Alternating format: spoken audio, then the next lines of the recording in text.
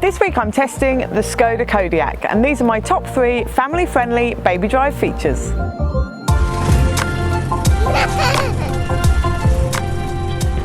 Number 1 are these inbuilt rear window blinds. They're great for keeping the little passengers in the back shaded from the sun.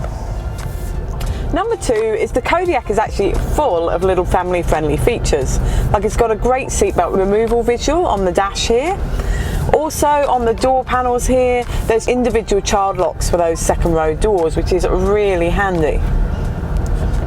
There's also a button up in the ceiling here that allows you to turn the rear lights on and off, which is fantastic for driving at night with the little ones. Number 3 is the auto unlock. I don't have to scrabble around in my bag for my keys. I can keep my hands free for dealing with my daughter. I have loved driving the Kodiaq this week with my family. To see the full review, go to babydrive.com.au.